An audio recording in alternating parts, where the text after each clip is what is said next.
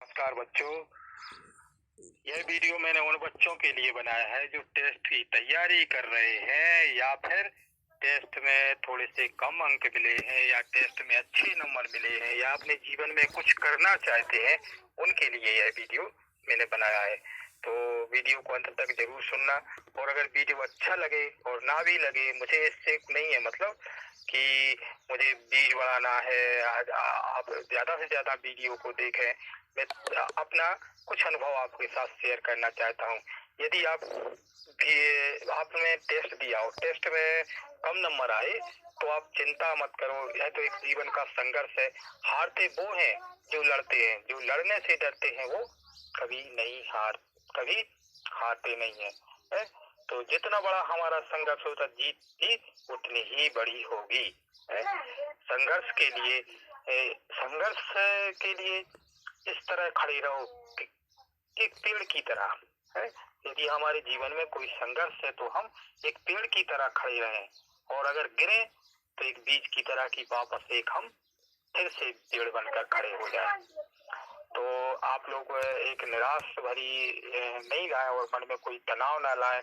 हार जीत, fail pass, गिरना उठना, ये तो जीवन के खेल है। यदि हम गिर जाएं और उठने की कोशिश न करें तो हम उठेंगे कैसे? तो आप निराश ना हो, निराशा छोड़िए और अध्ययन में लग जाइए। कहाँ आपसे गलती हुई है, देखो हमने कौन सी गलती अध्ययन किया, हमने अध्ययन में कौन सी कहाँ कमी छोड़ी। आप नेगेटिविटी छोड़ें और पॉजिटिव लाएं। मैंने देखा कई बच्चों ने एडमिट कार्ड फाड़ दिए, इससे क्या हुआ है? इसके समस्या सॉल्व हो जाएगी। तो आप नई चेतना, नई ऊर्जा, नए विचार, संकल्पना, नई तर्क के साथ अध्ययन में लग जाओ। फिर देखो टेस्ट एक आपको खेल की तरह लगेगा। देखो समस्याओं को अपने ऊपर हावी मत होने दो। अगर अपने ऊपर आप समस्याओं को हावी होने से, बल्कि समस्याओं पर खुद हावी हो जाओ। यदि आप टेस्ट के लिए अध्ययन करोगे तो टेस्ट, अगर कि हमें तो टेस्ट देना है, आप ज्ञान के लिए अध्ययन करो कि हमें कुछ सीखना है, तो फिर टेस्ट एक छोटा सा आपको खेल लगेगा। मुझे आपसे एक साधारण सा प्रश्न कर रहा है, मैं एक आपसे छोटा सा एक प्रश्न कर रहा हूँ। मैं आपसे पूछता हूँ कि जिंदगी का मायने क्या है, अर्थ क्या है? इसके कोई दार्शनिक उत्तर नहीं मांग रहा, बल्कि मात्र इतना पूछ रहा हूँ कि जिंदगी का अर्थ आपके लिए क्या है? अलग अलग लोगों ने इसके लिए अलग अलग अर्थ निकाले हैं। कोई कहता है गम, जिंदगी गम है, कोई कहता है खुशी है, कुछ लोग कहते हैं जिंदगी संघर्ष है, जबकि कुछ लोग कहते हैं यह एक जिंदगी एक खेल है। इसलिए हम इससे आगे कुछ सोचें कि आप खुद से सवाल पूछें कि आखिर तो आपको जवाब मिलेगा। मेरे लिए जिंदगी क्या है? तार वाले गिटार की तरह, जिसका हर तार हमारे जीवन में शारीरिक, मानसिक, आध्यात्मिक, घर, व्यवसाय और अंततः समाज से जुड़ा है। जरा सोचिए, अगर इस जीवन रूपी गिटार का एक भी तार लापता हो जाए तो क्या होगा? क्या ये तभी भी गुणवत्ता और ध्वनि उत्पन्न कर सकेगा जो एक पूर्ण वाद्य यंत्र से होगा? अभी यह एक से अधिक तारों के बगैर है, और ताजुब करते हैं कि हमारी जिंदगी मधुर संगीत क्यों नहीं है? तो थोड़ा सा सोचिए। देखो, जैसे जो वैज्ञानिक है, न्यूटन है या अन्य जिनने खोजें की है महान वैज्ञानिकों ने, उनको कभी क्लास में नहीं पढ़ाया गया था कि आपको यह खोज कैसे मान लो बिजली की खोज है तो बिजली की खोज करने वाले वैज्ञानिक को क्लास में नहीं पढ़ाया गया था। न्यूटन को गुरुत्वाकर्षण सिद्धांत नहीं समझाया गया था, उसने खुद ही अपना खोजा और हमारे लिए, हमारे संसार के लिए सिद्धांत दिए, और विज्ञान इतना तरक्की कर सका। कुछ ना करना और सिर्फ सोचते रहना भी आपको भ्रम में डाल सकता है, लेकिन सोचना और करना आपको रूपांतरित कर देगा। इसलिए अगर आपके पास संपूर्ण जिंदगी जीने का नजरिया है तभी आप कुछ कर सकते हैं, नहीं तो आप असमंजस की स्थिति में रहेंगे और जिंदगी भर नाखुश ही रहेंगे। इससे भी आपकी ज्यादा यह होगा कि आपका नकारात्मक नजरिया, व्यवहार आपके परिवार को आपके खिलाफ कर देगा। इसलिए दोस्तों, आपको मैं सलाह देता हूँ कि खुश रहने का फैसला कीजिए, अभी से उस व्यवहारिक अमल शुरू कर दीजिए, क्योंकि कभी कभी अपने अंदर में थोड़ा सा विचार मन में लाइए कि हमें कुछ महान करना है, कुछ अलग करना है, हमें जीवन में कुछ अलग करके दिखाना है। तो आप और अपने अंदर कुछ धैर्य भी रखिए। समस्या कभी नहीं होती, हमेशा चुनौतियां होती हैं। जीवन की ताकत हमारे अस्तित्व को प्रभावित करती है। हम खुद से लगातार कहते हैं मैं दिक्कत खेल रहा हूँ, मैं समस्याएं खेल रहा हूँ, हमारी यह समस्या है, हमारी यह समस्या है। जब हम खुद से यह कहते हैं तो हाँ, यह समस्या पैदा कर लेते हैं। आदत के कारण समस्या नकारात्मक होती है। दूसरी तरफ देखें, बड़े आदमी किस तरह सोचते हैं। क्या बल्ब खोज करने वाले एडिसन के लिए कोई बल्ब खोजना कोई समस्या थी? नहीं, वह उसके लिए एक चुनौती थी। उनके लिए क्या थी? चुनौती। हेनरी के लिए एवरेस्ट पे चढ़ना क्या समस्या थी? नहीं, उनके लिए काम समस्या नहीं थी, वह एक चुनौती थी। जिस क्षण आप कहते हैं कि आप समस्या झेल रहे हैं, तो आपका मकसद सिर्फ दूसरों से समझने तक का ही रह जाता है। आप यह स्पष्ट करने की कोशिश करते हैं कि आप अपनी जिम्मेदारियां को पूरा करने में अक्षम हैं, क्योंकि आप कुछ अन्य क्षेत्रों में समस्या का सामना कर रहे हैं। यह सही तरीका है। आप काम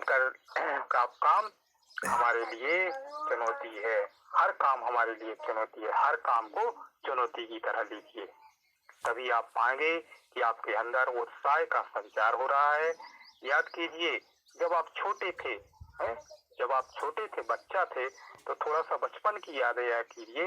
आपका मित्र आपसे क्या कहता था? क्या करके दिखाओ तो मैं जानूं। क्या आप कभी उस चुनौती से पीछे हटे थे? नहीं। आपका मित्र कोई भी चुनौती आपके सामने खड़ा कर देता था तो आप उस चुनौती से हटते नहीं थे। वह आपके लिए समस्या नहीं होती थी, वह आपके लिए एक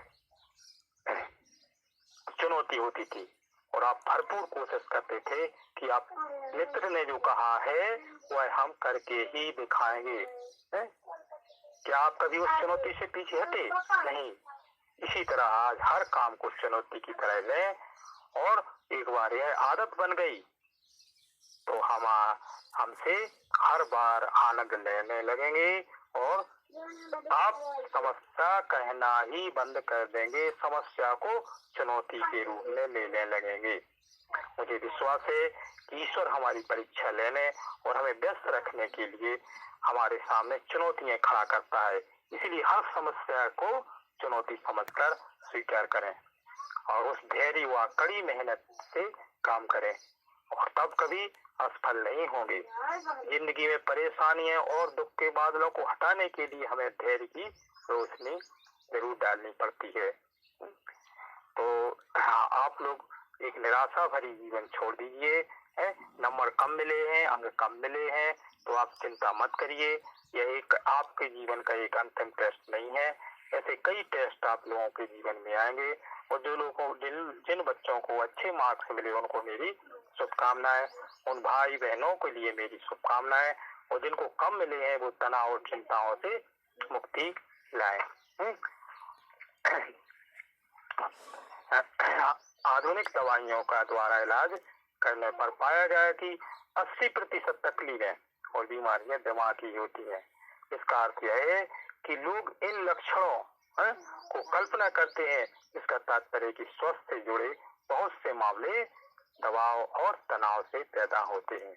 क्या आप कल्पना कर सकते हैं कि अधिक तनाव बड़ी आंत में नासूर और कैंसर को जन्म दे सकता है? यह तनाव ही है जिससे अधिकांश लोगों को अपने रोजाना के जीवन में सामना करना पड़ता है। तो आप तनाव छोड़ दीजिए। इसमें कोई शक नहीं कि विज्ञान और तकनीकी व औषधि के क्षेत्र में अनूठे विकास हुए हैं, तो भी बम, अपहरण, धमकी, आत्महत्या, राष्ट्रीय तनाव, सांप्रदायिकता, युद्ध आदि की घटनाएं आम हो गई हैं। यह किस ओर संकेत करता है? तमाम भौतिकवादी चीजों की वृद्धि, निर्माण हुआ है, लेकिन आंतरिक विकास का कोई ध्यान नहीं दिया गया है। यही वजह है कि संसार में चारों तरफ मारामारी मची है। जहाँ रचनात्मक विचार और क्रियाएं होनी चाहिए, वहाँ चारों तरफ विध्वंसक शक्तियां हैं और हमें इसके इर्द गिर्द देखते हैं।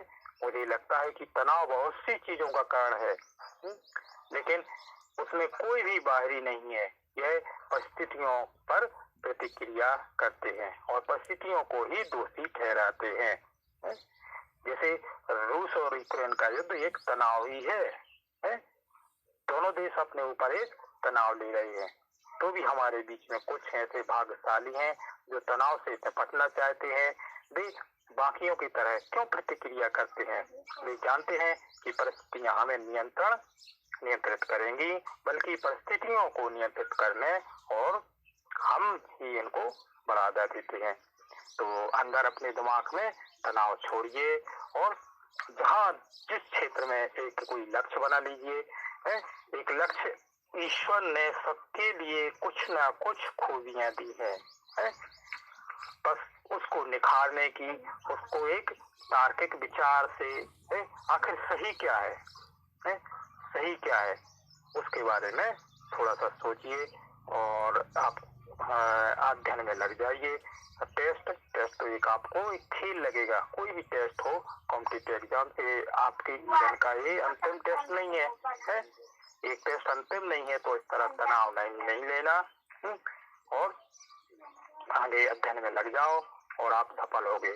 मैं आप इसी शुभकामनाओं के साथ मैं आप लोगों से विदा लेता हूँ और अगले वीडियो में मैं आप लोगों को कुछ और अन्य बातें शेयर करूंगा।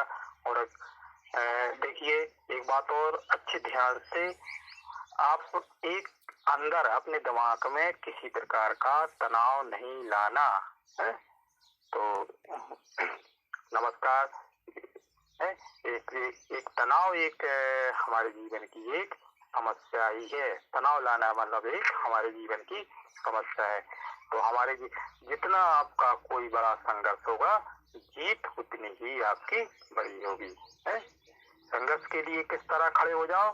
एक पेड़ की तरह, और अगर गिरो तो एक बीज की तरह गिरो कि फिर से पेड़ बनकर वापस खड़े हो जाओ। तो आप निराशा छोड़िए और अध्ययन में लग जाइए। और तो इसी के साथ हम आप लोगों से विदा लेता हूँ। और अगर वीडियो अच्छा लगा हो तो लाइक और शेयर जरूर करना। और नमस्कार।